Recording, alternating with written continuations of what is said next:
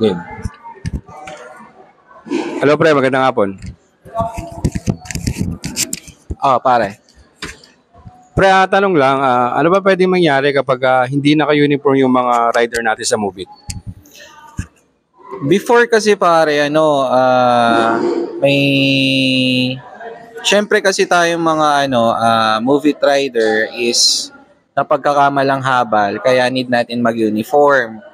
And then, syempre, pagka hindi ka naka-uniform and move it lang, so isipin ng CS o customer natin is parang habal lang. So kaya nagkaroon si Move It before ng parang compliance na need mag-uniform kasi maraming rider ang hindi talaga nag-uniform actually. So nauso yan before kasi may nakikita ako sa daan na naka-vest pero naka-t-shirt lang. So parang ang pangit kasing tignan pagka ganun yung setup. Okay? Parang before kasi nung nagpa-implement si Move It ng compliance ng gear is nasuspend. Actually, nasuspend talaga. So, 1 day suspend lang naman po. So, and then parang meron silang suspension na 1 day na kailangan nila mag-comply ng gear. So doon kasi pina-implement ni Move It yung mandatory na gear kaya mas maganda is complete gear talaga actually. So kung wala pa naman pambili for now, kahit long sleeve okay lang, kahit walang vest basta naka long sleeve. Pag vest naman okay lang naman vest basta naka long sleeve na any plain long sleeve or kahit yung may mga design okay lang naman yon. Okay. Ang tanong, para dun sa mga bagong rider, lalo na yung mga bago nating activate, paano nga ba bumili ng gear, ng uniform kay Move It? Pagka bibili ka naman ng uniform ng gear kay Move It, so nandito naman si Shop, Move It Shop and Grab Shop. So ngayon, pagka bibili ka is number 1 na payment kasi niyan is cashless payment. So ibig sabihin, walang cash. So tapos naman pagka bibili ka naman ng gear, syempre unang-una, syempre wala pa tayong knowledge pagdating pagbili ng gear. So ituturo naman siya on the spot. So magda-download lang sila sa Play Store ng Grab Super app. So available naman siya sa Play Store. And then install. So pagka-install, sign up or gawa lang sila ng account. So, mabilis lang naman yon. So, wala pang 5 minutes. Okay na yun. 3 minutes lang ata. And then naman, pagka, halimbawa, na-download nila yung gear, yung Move It Shop. So, makikita nila yun doon sa passenger app ni Grab. So, number 1, ang i-click nila is sign up.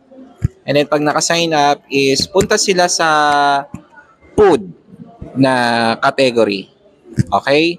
Next is punta sila sa pick up since pick up lang naman yung yung pwede yung process ng order. And then pagka pick up, makikita nila doon si Move It Shop. So pangalawa siya kay Grab Shop actually. So click na lang yung button ni Grab Shop doon. So makikita naman natin sa screen, ito siya.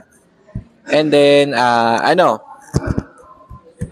pwede na siyang mamili kung ano yung mga availability natin na stocks.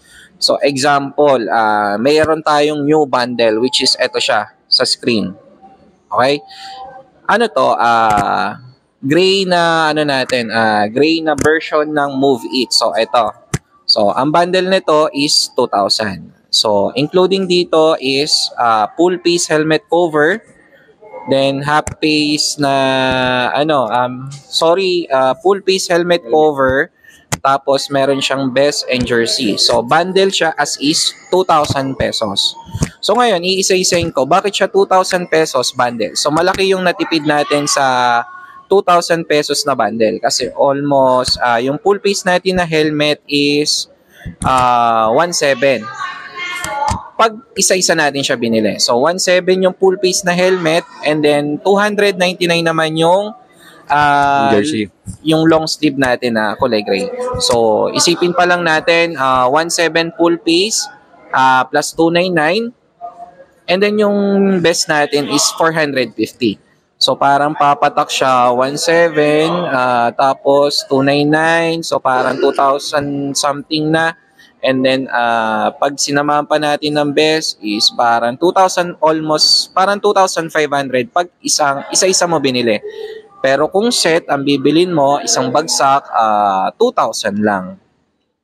So ganun siya. Okay. Sa mga nagtatanong na pwede ba cash or ano ba yung mga mode of payment na pwede para makabil? So pag sa mode of payment naman, number one, may kita yan pagka halimbawa, in example na, halimbawa, bibili ka ng bundle. Click mo lang yung bundle, select the size, tapos click mo lang yung add to basket. So ngayon, pag nakita mo si basket sa lower part, is may kita mo doon yung payment details. So select mo lang doon payment details. So may makita ka doon GCash, Paymaya, and then card, ganon, GrabPay, pwede naman. So madami naman mode of payment. Pero number one, walang cash. So almost cashless payment talaga tayo. Saan pa tayo pwedeng bumili ng Move It? Bukod sa Marikina kasi hindi naman lahat nakakapunta dito sa Marikina eh. So except naman dito, meron tayong any GDC branch. So ibig sabihin, pwede tayong bumili sa mga designated na office ni Grab. So meron tayong Purview, meron tayong Greenfield which is sa Mandaluyong. And then meron din naman tayong Prima sa may Quezon City. And last part is meron din tayong South Park which is sa Muntinlupa. And then yung pinaka main hub natin which is etong Marikina. Okay. Maraming salamat. June. Thank you po. Thank you.